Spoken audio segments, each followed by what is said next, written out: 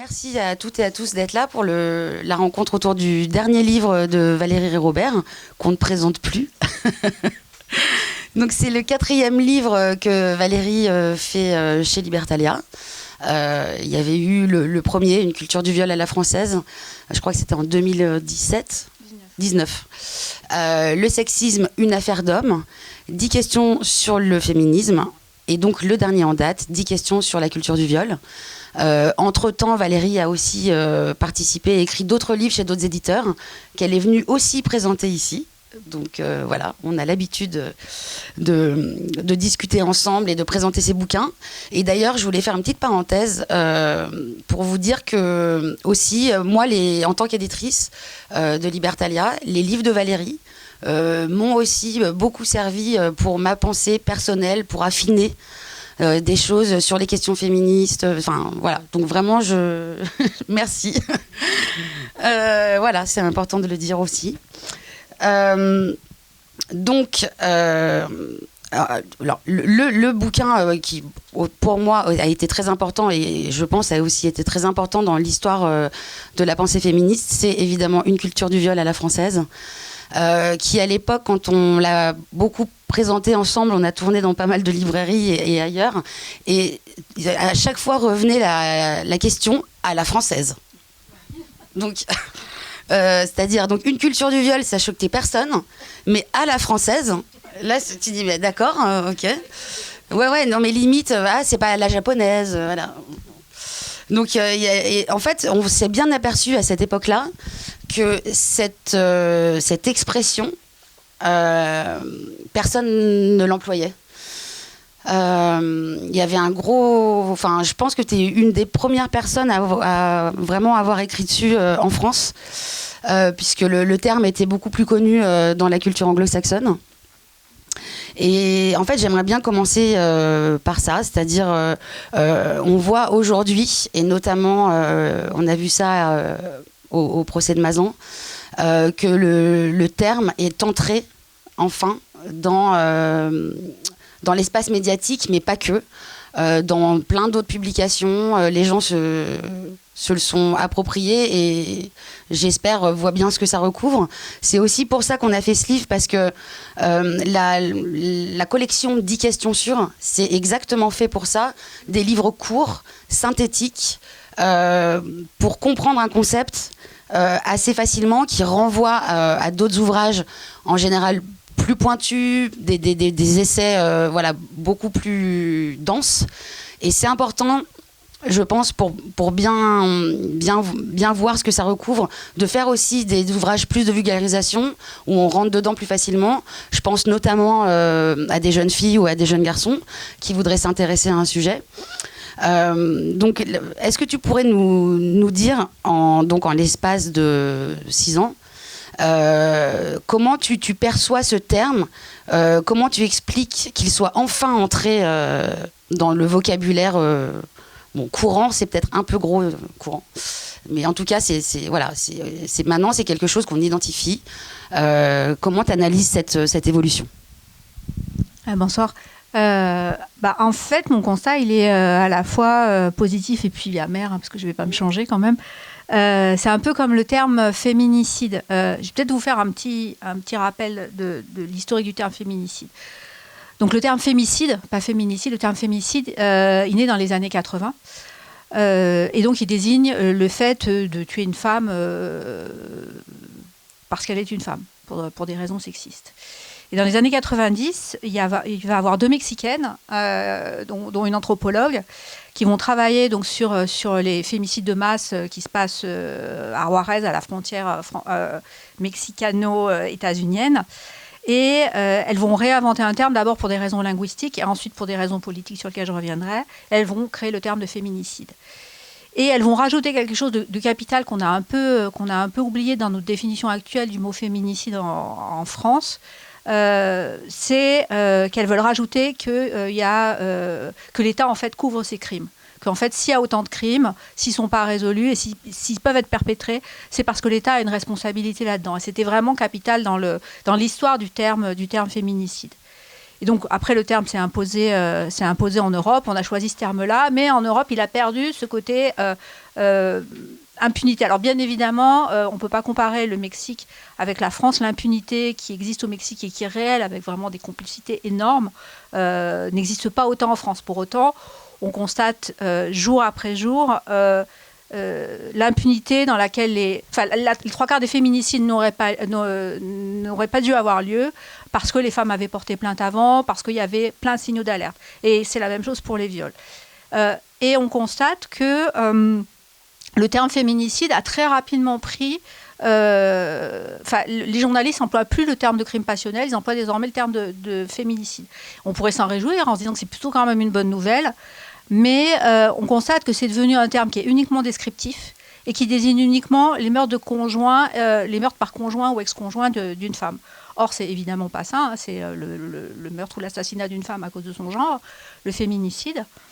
Et le terme de culture du viol, en fait, c'est devenu un peu la même chose. C'est-à-dire qu'on a beaucoup, on voit passer beaucoup le terme de culture du viol. On l'a vu passer pour Mazan, par exemple. Mais c'était un peu associé au fait que, y a des violeurs. S'il y a des violeurs, il y a la culture du viol.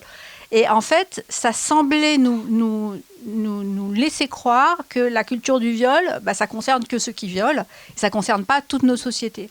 Donc il faut bien rappeler que la culture du viol, c'est l'ensemble des idées reçues sur les violences sexuelles, les auteurs et les victimes, que ça contribue à invisibiliser les violences, culpabiliser les victimes et déculpabiliser les violeurs. Et le point principal, c'est que ça concourt à une impunité des auteurs de violences. Et que cette impunité, elle est orchestrée, organisée dans tous les domaines de la société. Et donc on peut parler de culture du viol systémique, parce qu'on constate que dans les décisions de justice, dans tous les professionnels qui sont censés accompagner les victimes de viol, donc la police, gendarmerie, justice, médecins, etc., ils partagent ces idées reçues qui font que les victimes obtiennent très rarement justice. Même si on pourrait questionner aussi le terme de justice. Mais donc d'un côté, c'est positif.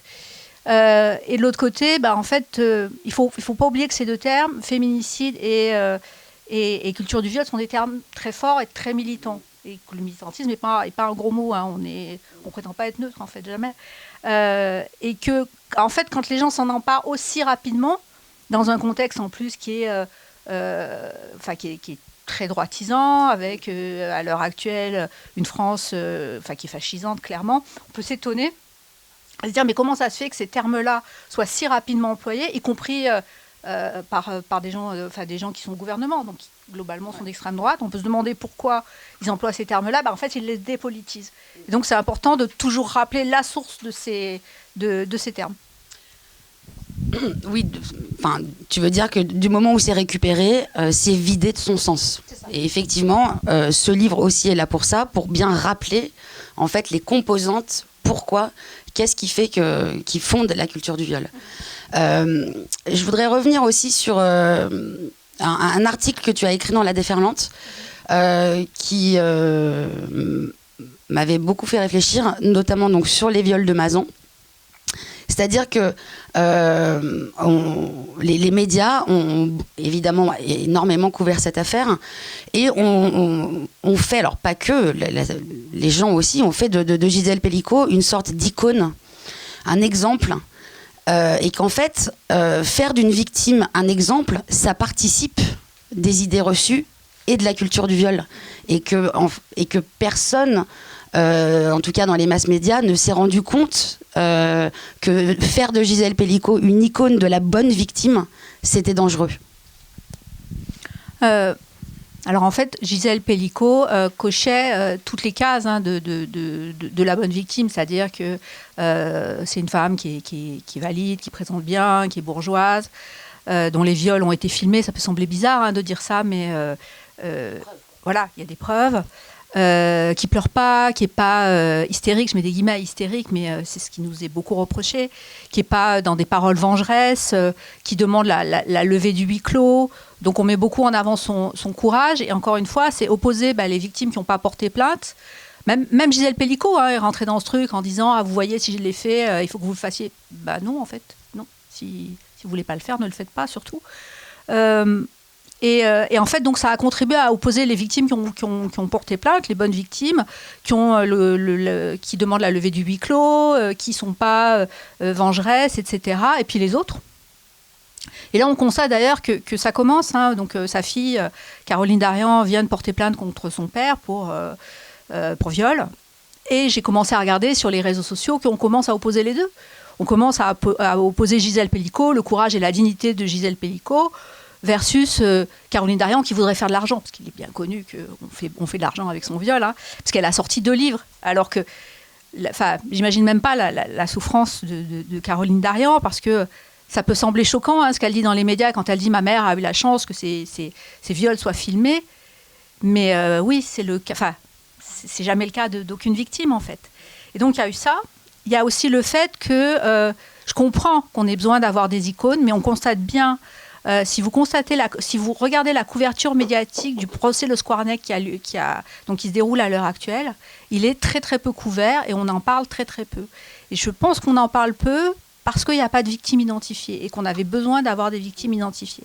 C'est la deuxième chose. Puis la troisième chose, c'est qu'il n'existe pas de victime parfaite, jamais, aucune. Et on a constaté au cours du procès qu'il y avait des choses... Oui, Gisèle Pellicot a clairement eu des rapports sexuels devant un de ses enfants, des rapports sexuels consentis, avec son mari.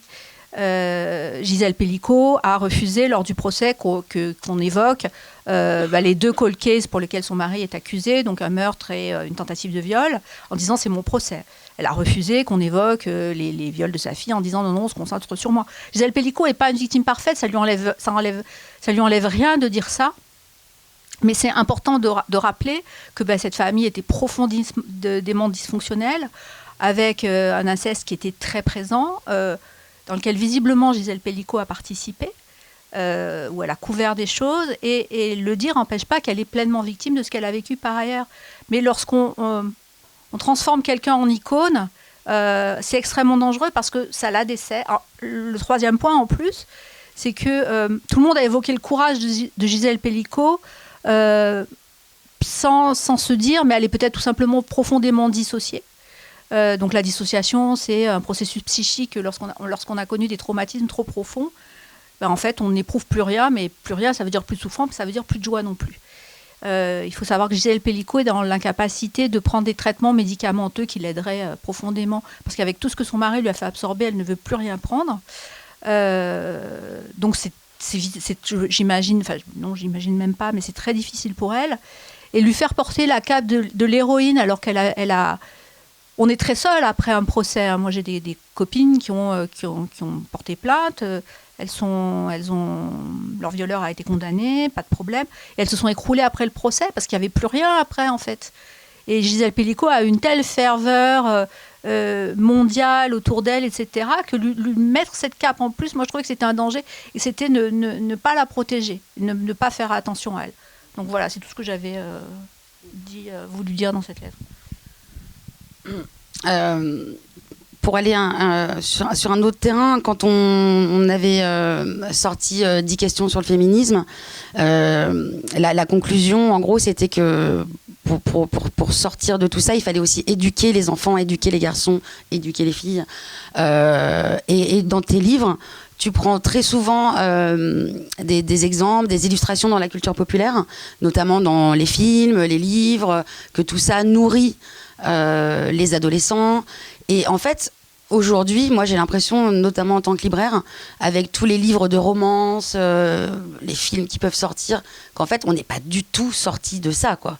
Les idées reçues, justement, même après le mouvement MeToo, après des années de matraquage de choses, sur ce terrain-là, en tout cas, je vois pas vraiment d'évolution. Quand j'étais môme, donc j'ai 50 ans, donc il y a 40 ans, j'avais 2 bouquins de chevet. C'était un truc qui était à France Loisirs, pour ceux qui ont connu. Ça s'appelait Fleurs captives. Et c'était donc 4 gamins qui étaient enfermés dans un grenier pour une raison obscure. Et il y avait une histoire d'amour et de sexe entre le frère et la sœur. Et c'était assez explicite et je trouvais ça merveilleux et follement excitant quand j'avais 13 ans, clairement. Et puis je lisais aussi, alors ça c'était un peu plus vieux, mais ma mère me les avait passés, je lisais Angélique Marquise des Anges, et je regardais la série télévisée aussi, et donc Angélique, en fait, son passe-temps préféré c'est d'être violée et d'adorer ça, clairement. Et voilà, et donc j'ai grandi avec ça. J'ai grandi avec l'idée que, en fait, les hommes, ils sont violents et c'est quand même vachement excitant. Et je pensais, et effectivement, les choses ont évolué, mais arrive depuis 5 ou 6 ans ce qu'on appelle la dark romance, qui est donc à destination des ados et des jeunes adultes, filles, hein, évidemment. Et donc je m'en suis procurée parce que je voulais voir un peu ce que c'était. Et c'est vraiment un genre ultra spécifique où, en gros, là j'en ai lu un par exemple, c'est donc une fille qui est enrôlée dans un réseau pour... alors sa tante l'a vendue, je crois que c'est captive, hein, je crois que c'est ça. Ouais. Donc sa tante l'a vendue à un réseau, donc elle est prostituée de force, donc elle est exploitée sexuellement. Elle va être vendue à un type qui, ça tombe mal, déteste les femmes, et donc il la torture à longueur de journée, et donc forcément elle tombe amoureuse de lui. Il se dit, oh là là, il est très sexy, donc il faut vraiment que je le fasse changer d'idée sur moi et qu'il m'aime. Et j'imagine qu'à la fin, il l'aimera. Et l'autre que j'ai acheté, c'est à peu près la même chose. Et j'en discutais avec la libraire à qui je les ai achetés, qui n'était pas toi. Et elle me disait que c'est compliqué parce que dans la dark romance, il y a aussi des personnages LGBT, il y a des personnages racisés qu'on ne trouve pas ailleurs. Donc... d'un côté, c'est intéressant pour ces questions-là, et puis de l'autre côté, c'est absolument catastrophique. Et évidemment, on va pas censurer, interdire. Alors la libraire en question me disait qu'elle essaie de vendre ça à des jeunes pas trop jeunes, hein, mais c'est un véritable problème. Et on retrouve ça aussi dans les séries où vraiment le culte de l'homme violent et de désirer la violence. Il y a une féministe qui vient de sortir. Chloé Thibault qui vient de sortir un livre sur le sujet, on s'en sort pas du tout en fait, on s'en sort pas du tout. Et j'avoue que ces modèles culturels-là, l'amour ouf donc de Lelouch, qui est donc pas à destination des ados, mais plus des 30-40 ans, est vraiment là-dessus. Hein. Visiblement, Lelouch revit son adolescence et j'ai pas encore vu le film, mais construit vraiment des personnages d'un homme violent avec une fille qui trouve ça très très sexy. Et c'est vraiment quelque chose qui parcourt les générations et on peine à avancer là-dessus. Et on sait très bien, il y a eu des études aux États-Unis qui montrent bien que plus on est imprégné de ce genre de production culturelle, moins on est sensible à la question des violences sexuelles, à la question des inégalités entre hommes et femmes, etc. Ça a une influence sur nous. Dire que ça n'en a pas, c'est évidemment faux. Là, j'ai 2 réflexions qui me viennent, donc je poserai 2 questions. Est-ce que tu penses que depuis MeToo, on va dire, et notamment sur les idées reçues sur les violences sexuelles, est-ce que tu penses qu'il y a eu vraiment un changement, une prise de conscience dans les institutions qui sont censées prendre en charge les victimes ? Alors moi déjà, MeToo... moi, je crois, pour moi, MeToo est pas vraiment. On peut pas refaire. Ça a mis la lumière. En tout cas. On peut pas refaire l'histoire en se disant tiens, qu'est-ce qui serait passé sans MeToo ? Est-ce qu'il y aurait une évolution naturelle entre guillemets qui aurait fait que les choses auraient évolué ? Je pense que MeToo a permis à plein de victimes de se rendre compte qu'elles avaient subi des violences sexuelles. Pénalement qu'on n'en aboute pas. On a pointé les dysfonctionnements quand même. On a pointé les dysfonctionnements. Pour autant. Et donc plein de victimes se sont dit tiens, je vais aller porter plainte. Et moi j'en connais plein qui à l'heure actuelle le regrettent amèrement. J'ai discuté avec des victimes de PPDA qui me disaient mais c'était à refaire, évidemment que je le referais pas en fait parce que ça lui coûte un argent fou, elle est en dépression, donc encore de l'argent à dépenser en psy, en médicaments, en trucs, en machin. Et non en fait, non parce que la première réaction à Balance ton porc et à MeToo à l'époque a été Édouard Philippe et Macron. Donc Édouard Philippe était Premier ministre à l'époque et Macron était déjà président. Et les deux ont dit oui, mais attention à la présomption d'innocence, C'était leur première réaction en fait. Et puis depuis, Macron a défendu Depardieu. Il a nommé Darmanin, il a nommé Dupond-Moretti, etc., etc. Et puis encore une fois, ce qu'il faut rappeler, la difficulté du féminisme parfois, c'est d'oublier. Moi, je vois plein de féministes extrêmement positives à l'heure actuelle. Bon, c'est déjà pas mon tempérament, mais il faut nous reposer dans le contexte actuel, qui est un contexte fasciste, quoi. Je lisais hier, pour me faire du bien, le Twitter de Retailleau.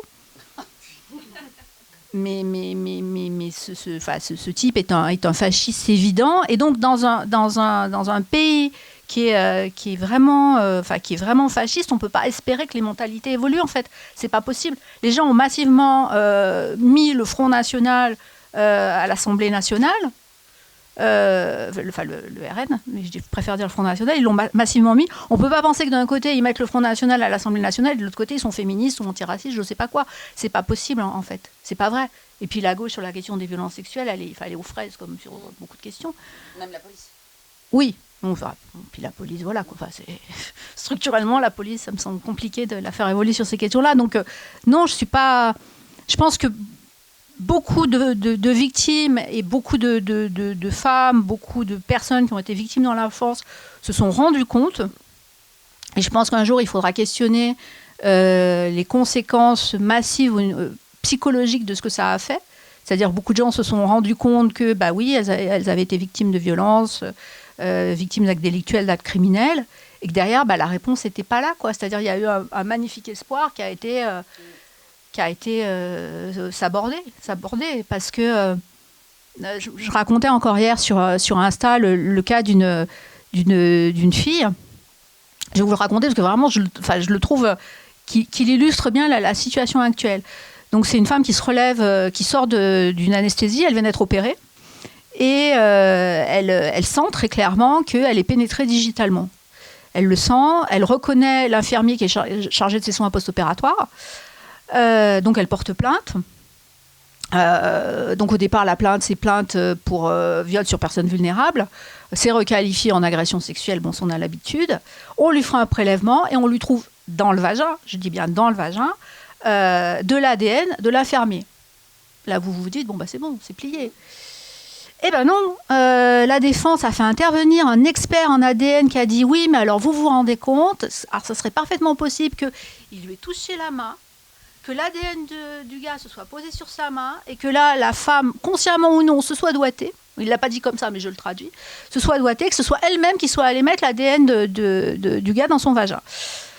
Et puis en plus, on lui avait donné un cocktail de médicaments pour l'anesthésie qui ont fait qu'elle devait avoir des hallucinations. Et puis en plus, vous vous rendez compte, elle prenait de la cocaïne et du hashish par ailleurs, etc. Bon, bah, il a été acquitté. Voilà, problème réglé. Donc on se rend bien compte qu'en fait, que non, ça n'évolue pas.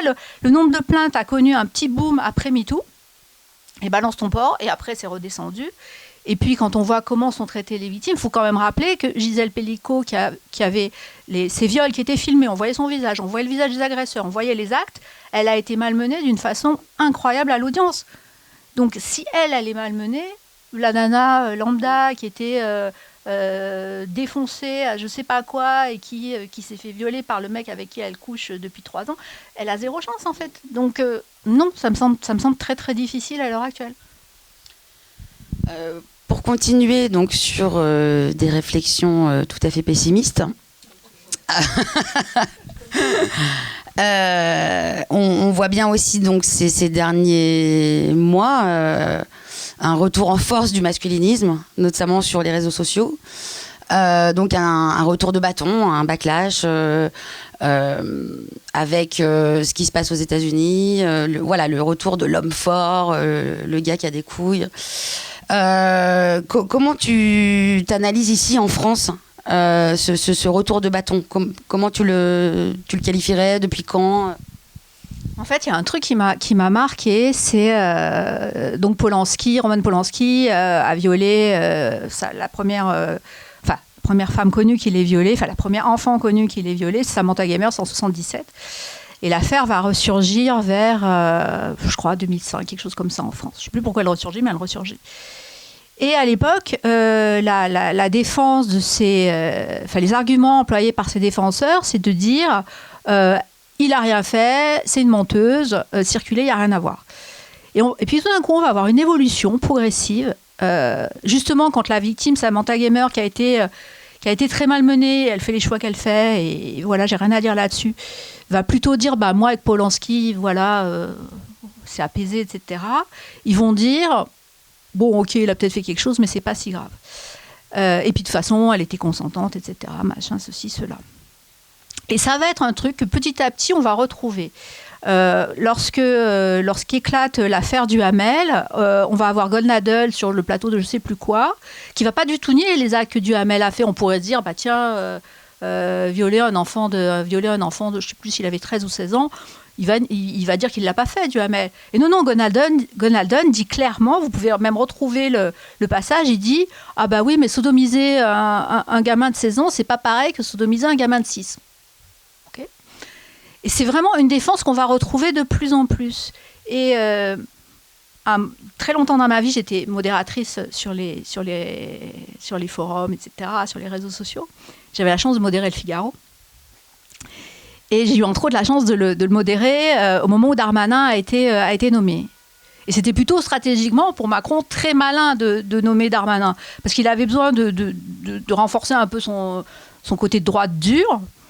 Et puis pour un droitard, mais je pense que la gauche c'est pas mieux, hein, je peux taper sur la gauche aussi, pour un droitard de base, un homme de droite de base, bah, les actes de Darmanin, il les niait pas en fait. Et tous étaient en mode, ah bah si on avait pu, ouais, clairement on aurait fait pareil. Une fille veut un HLM contre une fellation, il n'y a pas de problème. Et vraiment, je pense que le backlash, il intervient dès le moment où les actes ne sont plus niés, mais sont admis. Et Trump, très clairement, bah, ça marque la victoire de ça. Trump, il est clairement arrivé, il a posé ses couilles sur la table et il a dit « Ouais, j'ai violé, ouais, j'ai agressé. Et alors ? C'est pas un problème. C'est vraiment pas un problème parce que... et c'est même pas... je pense même pas que ces électeurs sont en mode « Bon, il a fait ça, mais par ailleurs, il va nous libérer des étrangers. » Non, je pense que c'est parfaitement admis que c'est quand même pas si grave de violer ou d'agresser une femme. Et ça, je pense que tant qu'on n'aura pas compris ça, parce qu'on est tous et toutes persuadés qu'on est contre le viol, on trouve ça atroce, etc. Enfin, c'est pas vrai. Il suffit de voir qu'à gauche, on continue d'inviter des agresseurs sexuels, alors que c'est connu, à droite, etc., partout. Donc, oui, je pense que le backlash, il est plus ancien que ce qu'on pense. Mais là, évidemment, il est énorme. Je rebondis sur... tout à l'heure, tu as parlé d'études américaines. Et dans tes livres, tu cites très souvent des sources américaines. Est-ce que, vu que tu en lis beaucoup, est-ce que dès aujourd'hui, avec ce qui se passe aux États-Unis, tu penses qu'il va y avoir justement moins d'études, de sources, déjà qu'il y a des mots qui sont interdits? Est-ce que tu le ressens déjà dans tes recherches? Non, on le ressent pas encore parce que forcément il faut du temps pour que les études sortent. Mais on le ressent déjà dans les sciences dites dures avec les financements et tout. Donc dans les sciences sociales, oui, on va évidemment le ressentir. C'est dramatique. Et j'écoutais hier François Gemem, donc celui qui a écrit le dernier rapport du GIEC, qui disait que pour lui, on risque même la science risque même de pas s'en remettre tellement c'est grave ce qui se passe et il faut qu'on s'en rende compte. Est-ce que vous avez des questions que vous voudriez poser à Valérie? Ce soir, c'est filmé puisqu'on filme les interventions autour des livres édités par Libertalia et dont on fait la présentation ici. Je sais qu'il y a quelqu'un qui n'a pas envie d'être filmé ici, donc on ne tournera pas la caméra. Voilà, je vous en informe. Donc, si vous avez des questions pour Valérie, n'hésitez pas. Oui, merci beaucoup pour votre livre et puis pour votre travail aussi. Non, c'était juste une petite remarque. Je trouvais intéressant ce que vous avez dit sur la comparaison entre le traitement médiatique du procès de Mazan et celui du Squarneck. Moi, j'y étais au début du procès. Effectivement, c'est du Squarneck, là, je suivais pour les jours. Et en fait, effectivement, la place des victimes, moi, c'était le premier procès où il n'y avait pas une seule victime qui était dans la salle d'audience.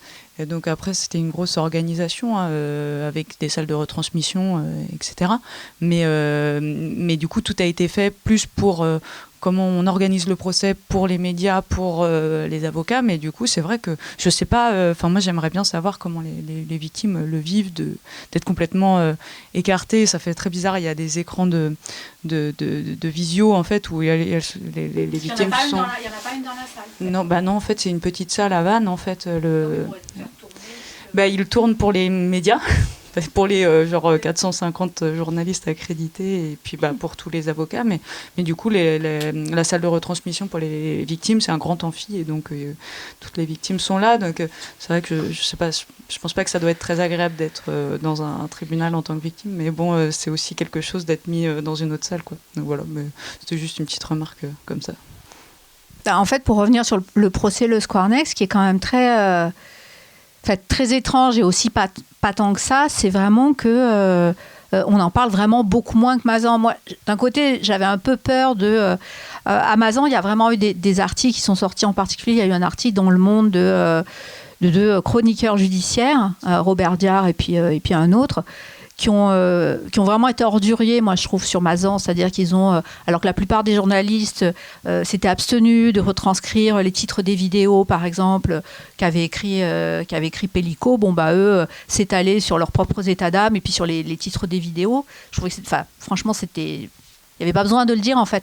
On a juste besoin de savoir que Gisèle Pellico a été violée, comment et de quelle manière. Je pense que ça ne regarde vraiment qu'elle et la justice, en fait. Et j'avais un peu peur pour le Square Next que ce soit un peu cette espèce de foire où on retranscrit trop les propos de le Square Next, puisqu'il a tout écrit dans un journal. Mais je ne m'attendais pas à ce silence-là, en fait. Et je pense que ce silence-là, il est vraiment dû avec autant la culture du viol sur les personnes adultes. On a quand même fait des progrès, même si j'ai l'air pessimiste, on a quand même avancé sur ces questions-là, autant sur la question de la culture du viol sur les enfants et la question de l'inceste en particulier, même si là, c'est pas le cas, hein, c'est pas de l'inceste. Enfin, il a aussi été incestueux, mais il n'est pas jugé pour ça dans ce procès-là. On peine vraiment à avancer, en fait. On a vraiment une indifférence, on le voit avec Betaram aussi, hein, on a vraiment une indifférence face aux violences faites aux enfants, qu'elles soient physiques, sexuelles, qui est... il faut qu'on arrive à se questionner là-dessus. Moi, j'ai eu la chance de pouvoir lire ton livre avant de venir ce soir. Et il y a quelque chose que je sous-estimais beaucoup, et je te remercie d'attirer mon attention là-dessus, c'est sur... les mauvaises victimes qui sont davantage déjà victimes de violences, parce qu'en fait, il y a des groupes qui sont plus exposés que d'autres. Et puis aussi, dans le traitement de leurs plaintes, je pense aux personnes trans ou aux personnes racisées. Tu dis qu'il y a vraiment une énorme inégalité dans la réception de leurs paroles et puis dans l'instruction derrière. J'ai pas de question. Je suis désolée, j'arrive pas à formuler une question, mais est-ce que tu peux peut-être donner un exemple récent d'une affaire où il y a ce problème sur voilà. Ah, ça c'est vraiment le truc qui me met le plus en colère. Vous avez peut-être vu passer sur les réseaux sociaux. L'extrême droite, tous les 3 ans, reprend les affaires des viols collectifs qui sont déroulés dans différentes villes d'Angleterre et qui ont été commis par des hommes indo-pakistanais. Et donc, tous les 3 ans, quand ils ont envie d'être un peu plus racistes que d'habitude, ils reprennent ces histoires-là, ils les ressortent. Et quand l'affaire est sortie la première fois, moi, j'étais un peu... donc, leur narratif, c'est de dire... Il y a des gangs indo-pakistanais qui, dans différentes villes d'Angleterre, ont violé des gamines blanches. Et ils n'ont pas été arrêtés parce que la police avait peur d'être traitée de racistes. Et moi, ça me questionnait un peu parce que j'ai jamais connu de pays où la police avait peur d'être traitée de raciste. Donc j'ai passé une nuit, parce que je sais m'amuser, j'ai passé une nuit à lire des rapports. Donc des rapports sur ces histoires de viol. Et le lendemain, je suis arrivée sur Twitter, je me souviens, pleine d'enthousiasme, en me disant « Ah, je vais les convaincre », parce que j'ai des petits côtés très naïfs quand même. Et ils n'en avaient rien à faire, hein, parce que ça ne rentrait pas dans leur narratif. Et en fait, donc effectivement, hein, il y a eu des milliers de viols qui ont été commis sur des milliers de victimes dans plein de villes d'Angleterre par des hommes racisés, ça c'est bien clair. Il n'y avait pas que des victimes blanches, parce que ces hommes savaient aussi viser des gamines de leur propre communauté. en sachant qu'en visant des gamines de communautés traditionnelles, elles ne porteraient pas plainte, elles n'oseraient rien dire, etc. Et alors effectivement, oui, c'est vrai, dans certaines villes, pas dans toutes, il y a eu des peurs, alors pas du côté de la police, mais dans certains services sociaux, d'être traités de racistes. Ouais, ça c'est vrai, ça a été confirmé, etc. Mais par contre, la vraie raison principale, c'est que le sort de gamines de milieux extrêmement populaires, tout le monde s'en foutait en fait. C'est-à-dire qu'il y avait des mères de famille qui venaient avec leur gamine sous le bras en disant ma gamine elle revient, elle a un sac Chanel, etc. Et elle dit qu'elle a un copain de 40 ans alors qu'elle en a 12. Et les services sociaux lui répondaient oui, mais bon, dans vos milieux c'est comme ça que ça se passe. Et donc le vrai problème il est là. Et donc oui, quand on est c'est pour ça que c'est quand on est une victime racisée, c'est clairement ce qu'avait dit une des victimes noires de Bill Cosby, qui est donc un homme noir aux États-Unis. Elle avait dit, moi, je voulais pas porter plainte parce que je pensais à tous les hommes noirs accusés de viol, tous les hommes noirs tués par la police, et je pensais à mes frères, mes oncles, mon père.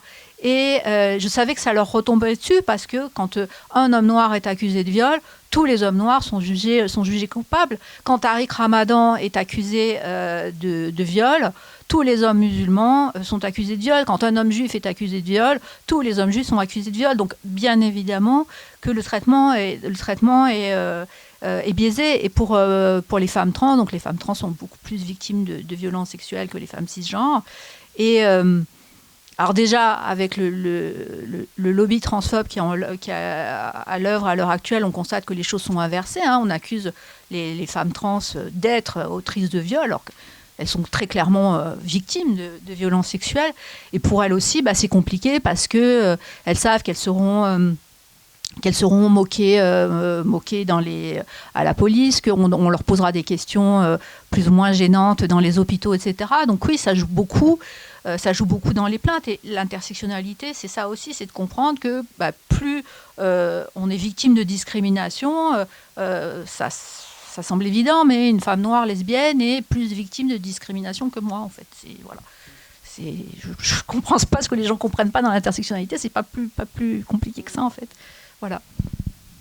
Moi, j'avais juste envie d'avoir votre regard sur le fait qu'il y a une absence d'hommes là ce soir et qui puissent s'interroger sur la culture du viol. Voilà. Enfin, moi, je voulais savoir un petit peu. Enfin, voilà, votre regard là-dessus, en fait. Enfin, je veux dire, pourquoi est-ce que les mecs se sentent si peu ou pas concernés par ce sujet-là? Parce qu'ils en ont rien à foutre, en fait. C'est pas plus compliqué que ça. C'est que comment leur parler, en fait? Moi, En fait, je pense qu'il faut arrêter de dire aux personnes blanches que l'antiracisme va leur servir, aux hommes que le féminisme va leur servir. Non, mécaniquement, les hommes vont perdre. Plus les femmes vont acquérir des droits, en fait, parce que le gâteau, il a toujours la même part.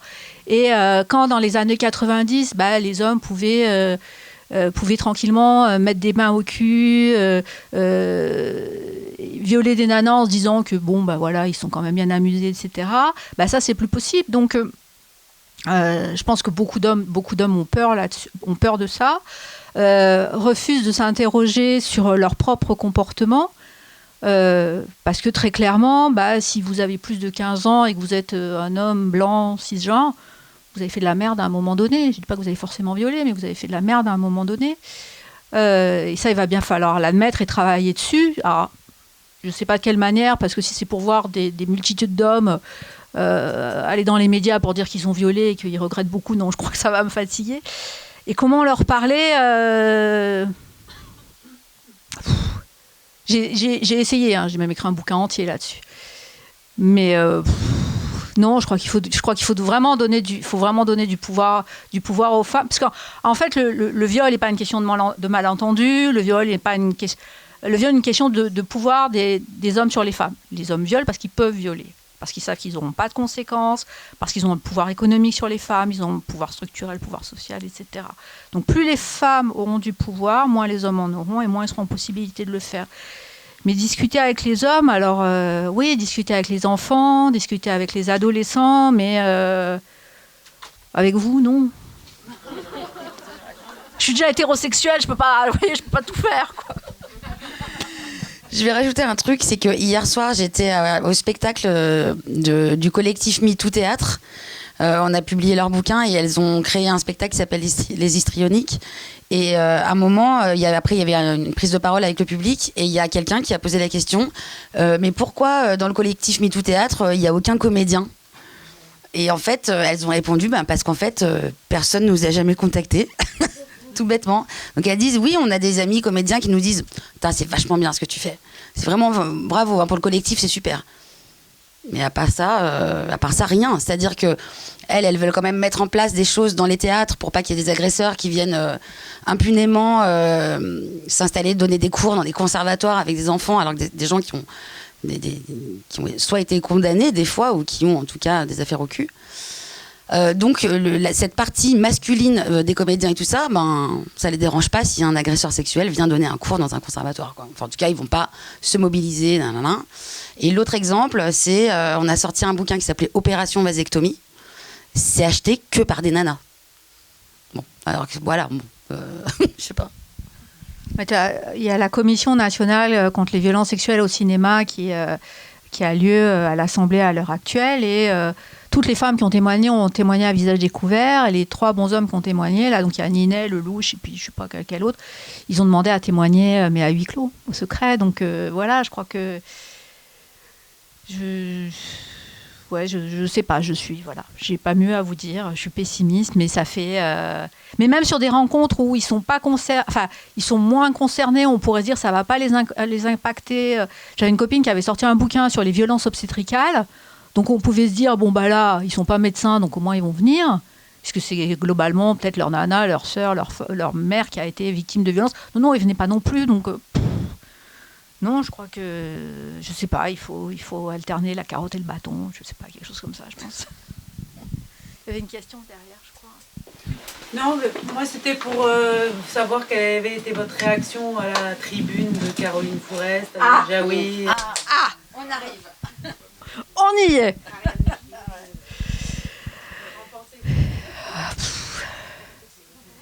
Ouais, je recontextualise. Donc, donc Caroline Fourest est une femme lesbienne, féministe, islamophobe et d'extrême droite. Mais comme elle a combattu l'extrême droite blanche française il y a 30 ans, elle estime que ça lui donne un passe-droit pour dire toutes les conneries qu'elle veut à l'heure actuelle. Et elle a sorti dernièrement... alors en fait, la plupart de ses sorties ces 10 dernières années étaient essentiellement islamophobes.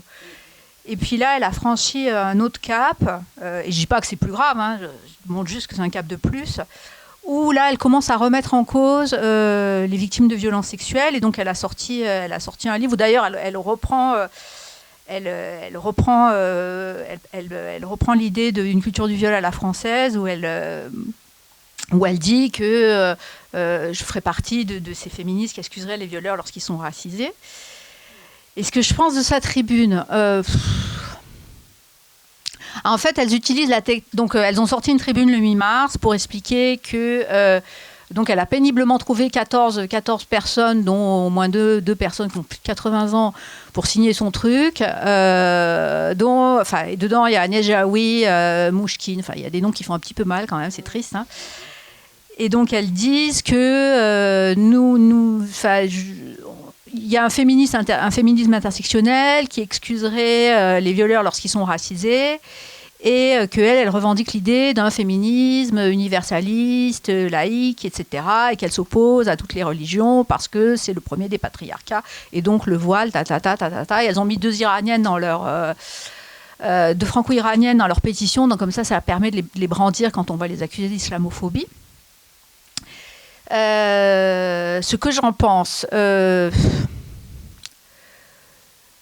En fait, leur tribune, elle est pratique parce qu'elles utilisent l'argument de l'épouvantail. C'est-à-dire, elles nous font dire des trucs qu'on n'a jamais dit pour dire « Ah, mais regardez comme elles sont cons et comment nous, on a raison ». Par exemple, l'argument de elles excusent les violeurs qui sont racisés. À aucun moment. Surtout que c'est assez drôle parce que Bannon, donc Tristan Bannon, qui est donc une des autrices de la Tribune, et Caroline Fourest ont toutes les deux.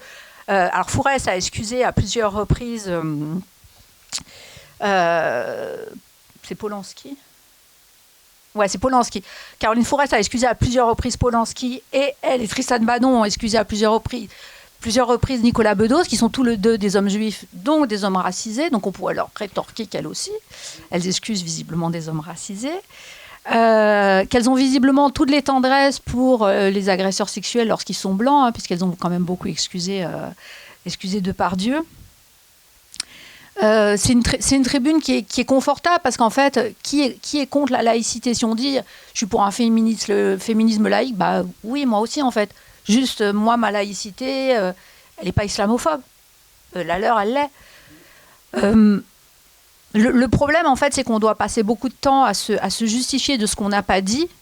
Donc, passer un temps infini à dire... J'avais été attaquée aussi par Pascal Bruckner, qui me reprochait aussi de vouloir innocenter Tariq Ramadan, mais à aucun moment. Juste, en fait, ce qu'il faut toujours leur rappeler, c'est que on ne peut pas instrumentaliser la question des violences sexuelles à des fins islamophobes ou antisémites. C'est pas possible. Ou homophobes, ou transphobes, etc. Et que lorsqu'on dit que Tariq Ramadan a violé parce qu'il est musulman, ou la défense de Fourest, c'est de dire il aurait été arrêté bien avant si ça n'avait pas été un prédicateur musulman très connu. Elle montre son ignorance de la question des violences sexuelles parce qu'en fait, l'immense majorité des auteurs de violences sexuelles sont jamais arrêtés en fait. Et Tariq Ramadan a certes utilisé l'islam pour attirer des femmes, les violer, etc. Mais comme un autre aurait utilisé le cinéma, un autre la littérature, etc. Il a utilisé le moyen qu'il avait sous la main. C'était un prédateur sexuel, tout ce qu'il y a de plus classique. Et l'islam entre vraiment pas en ligne de compte là-dedans. C'est les mêmes que c'est ce que j'ai rétorqué quand j'ai répondu à Fourest. Je lui ai dit, parce que je sais en plus que ça frappera là où je veux frapper, je lui ai dit, vos arguments, c'est les mêmes que ceux qui ont dit que Harry Habitant avait été relaxé parce qu'il est juif. C'était antisémite de dire ça, et vous êtes islamophobe de dire que Tariq Ramadan a été protégé parce qu'il est musulman. Non, en fait, ils sont protégés parce que c'est des agresseurs sexuels, et tous les agresseurs sexuels sont protégés.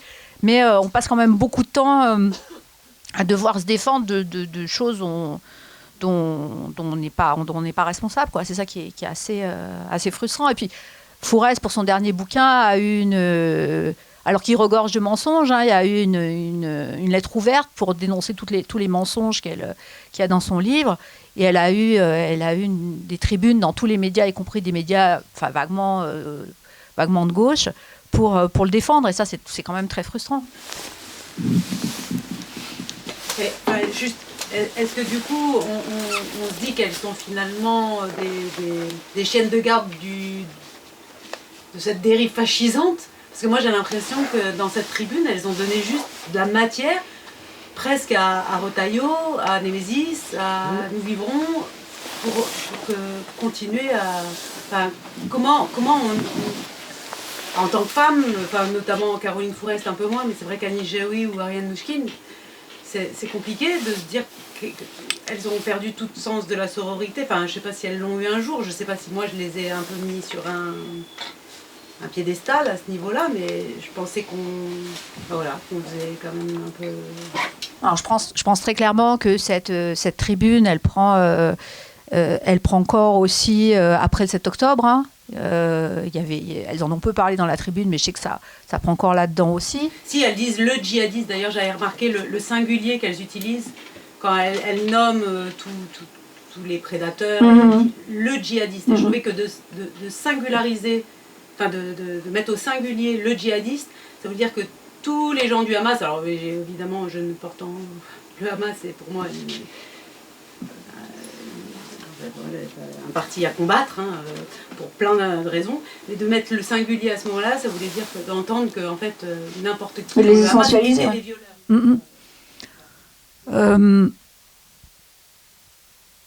C'est toujours compliqué en fait parce que on a toute la tentation, et je l'ai aussi, de plus en vouloir aux femmes qui sont les gardiennes du patriarcat, enfin en tout cas je l'ai, de plus en vouloir aux femmes qui sont les gardiennes du patriarcat qu'aux hommes. Je pense que Retailleau et consorts n'ont pas besoin d'elles, et même si c'est difficile, et je ne suis absolument pas en train de relativiser sa tribune, je pense qu'il ne faut pas mettre au même plan Retailleau, Némésis et cette tribune.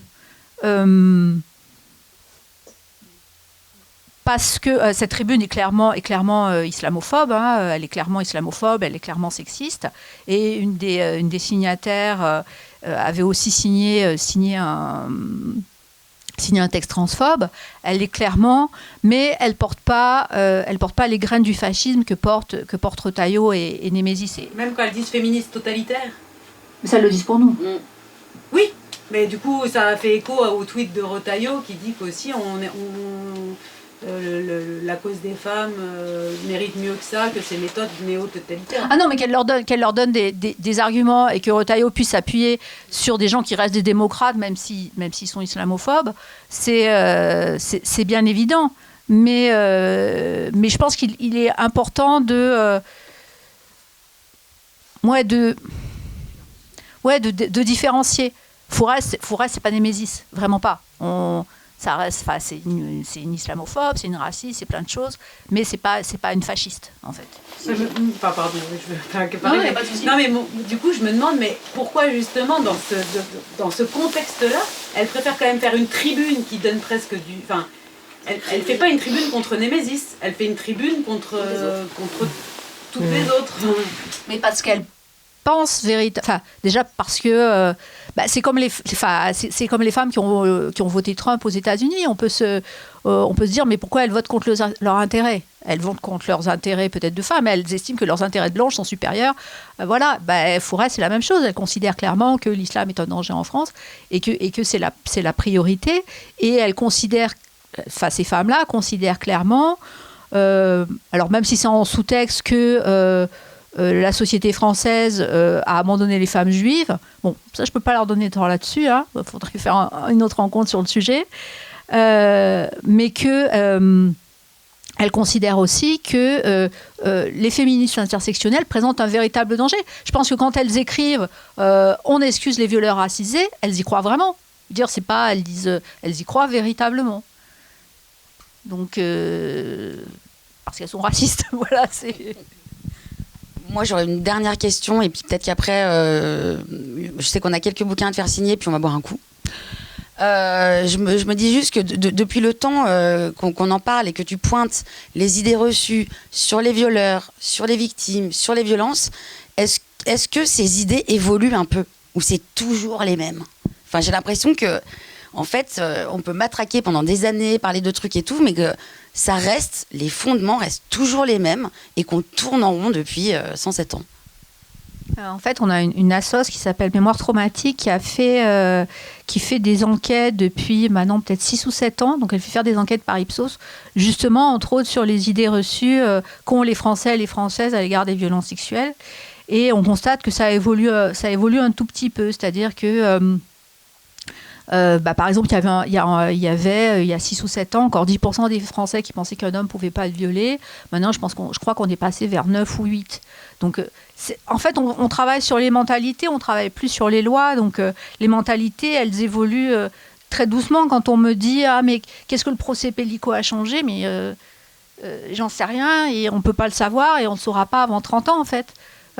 On a tendance à réécrire l'histoire en se disant « Ah, mais vous vous rendez compte, le procès d'Aix de 78, il a tout changé, etc. » Ben non, c'est parce que les choses avaient été amorcées et puis on s'est rendu compte 10 ou 15 ans après que les choses avaient effectivement changé. Ben, le procès Pellico, on verra, s'il a changé quelque chose, on le verra dans 10 ou 20 ans. On ne peut pas le voir tout de suite. J'ai bien conscience que c'est très très frustrant, mais oui, faire évoluer les mentalités, c'est extrêmement lent. Et encore plus dans le contexte actuel. J'avais une question plutôt sur votre avis sur la définition du viol et l'introduction de la notion de consentement dans la loi, si vous avez quelque chose à dire. J'oscille un peu sur la question. Déjà, je pense clairement que il faut pas négocier. Enfin, on peut pas se permettre en tant que féministe de négocier avec le gouvernement actuel. La dernière fois, il y a Darmanin qui a fait une interview dans Elle pour parler de cette question de consentement, et on en est quand même là. Quand même, on a un homme qui a été accusé de viol, qui est en train de discuter du consentement et dire qu'il est pour ou contre. On en est là.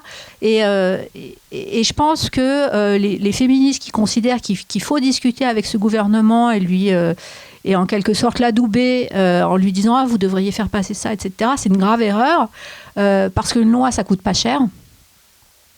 Que le gouvernement qui se vantera d'avoir fait, enfin, ou le groupe parlementaire qui se vantera d'avoir fait modifier la loi sur le viol, il faudra avoir drôlement confiance en lui parce qu'il va s'en vanter pendant 30 ans en bougeant plus sur rien.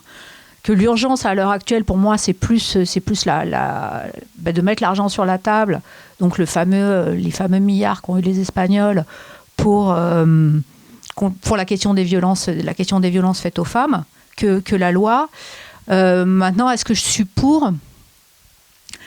J'en discutais avec une avocate qui me disait qu'on parle tellement du consentement dans les procès que ça serait quand même bien de le définir.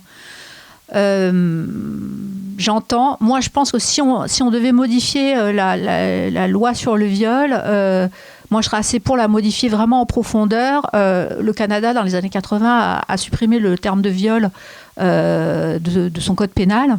Parce qu'en fait, ils considéraient que distinguer ce qui était de la pénétration de la non-pénétration, c'est ce qui fait le viol et l'agression sexuelle, ça n'avait pas vraiment de sens, en fait. Parce que la loi de 83 est vraiment tirée de l'histoire de la société française qui considérait que ce qui était très grave, c'est qu'une femme soit enceinte des autres œuvres de son mari. C'est pour ça qu'en fait, on a considéré que c'était plus grave le viol qu'un autre type d'agression sexuelle.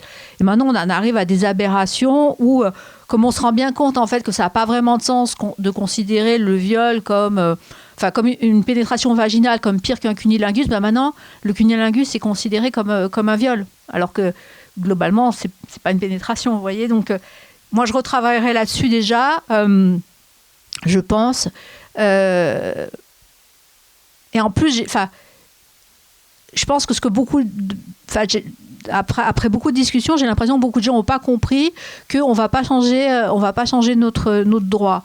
Et que si on introduit le consentement dans la loi, pour autant, ce ne sera absolument pas à la personne qui est accusée de démontrer qu'il a cherché à obtenir le consentement.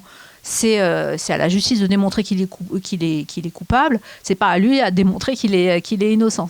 Ça serait une inversion de la justice qu'on peut absolument pas envisager. Ce serait celle d'un régime fasciste. Et je discutais avec une avocate qui défend beaucoup d'hommes accusés de viol et qui me disait, mais moi, si on me donne cette loi-là, tu te doutes bien que c'est vers la victime que je vais me tourner, que c'est la victime que je vais tourmenter pour pousser, pour voir où est-ce qu'elle a consenti. Donc ça me semble quand même dangereux. Et puis encore une fois, je voudrais rappeler que le terme de, enfin le contrat dans l'hétérosexualité, puisque c'est ce qui se passe dans la question des violences sexuelles, l'hétérosexualité est quand même présente, il est d'emblée inégal en fait, puisque les inégalités de genre s'arrêtent pas au pied du rapport sexuel. Donc il y a une féministe indienne qui a écrit un livre très intéressant où elle rappelait un cas qui s'est passé aux États-Unis où c'est une étudiante qui couche avec un étudiant et puis après elle décide de porter plainte contre lui pour viol. Et en fait, elle dit dans sa plainte, donc elle a été déboutée, etc., et c'était compréhensible, mais elle dit dans sa plainte, moi je me suis retrouvée dans une situation où toute mon éducation a fait que je ne me suis pas sentie dire non à cet homme. Voilà, j'étais avec lui dans un lit et je me suis sentie obligée de coucher avec lui, etc. Et ça, c'est une situation qu'en tant que femme hétéro, je connais évidemment et qu'on est nombreuses à connaître. Et la question du consentement, en fait, ok, non, c'est non, mais oui, c'est pas forcément oui, en fait, parce qu'il y a plein de moments Je cite toujours le même cas où c'est une femme qui est mariée avec un homme, ils ont 3 enfants, dont 2 enfants de moins de 2 ans. On sait que dans ces couples-là, l'INSEE nous le dit, l'homme ne s'occupe pas du tout des enfants. Ça, c'est les statistiques, c'est montré. Donc la femme vit dans un état permanent d'épuisement, puisqu'elle a son boulot, les tâches ménagères, les soins aux enfants, etc. Et le soir, l'homme veut des rapports sexuels. Et la question du consentement, en fait, ne se pose même pas. C'est-à-dire qu'elle ne va même pas se demander s'il va insister ou pas. Elle va dire oui juste parce qu'elle a besoin de sommeil et que s'il commence à bouder ou à insister, bah, c'est 10 minutes de sommeil en plus. Puis en plus, elle a arrêté de travailler, donc elle dépend de lui économiquement, etc., etc.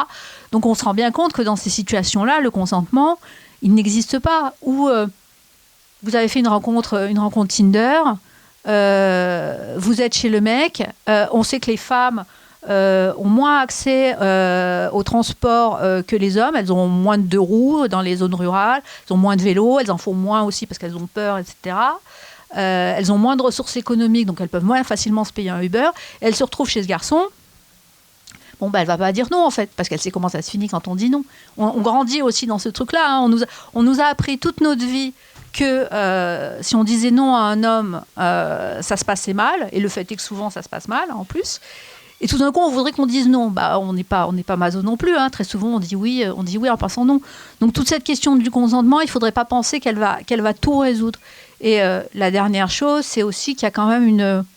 Vous voyez, dans le cas que je vous citais tout à l'heure, cette femme violée en sortie d'opération, bon, bah là, il n'y a pas de question de consentement. Hein. Donc, là, c'est vraiment une question de formation des juges, de la police, des médecins, etc. Et je pense qu'il est à mon avis, plus important d'insister là-dessus, en fait, parce que toute la culture du viol, c'est une question de formation.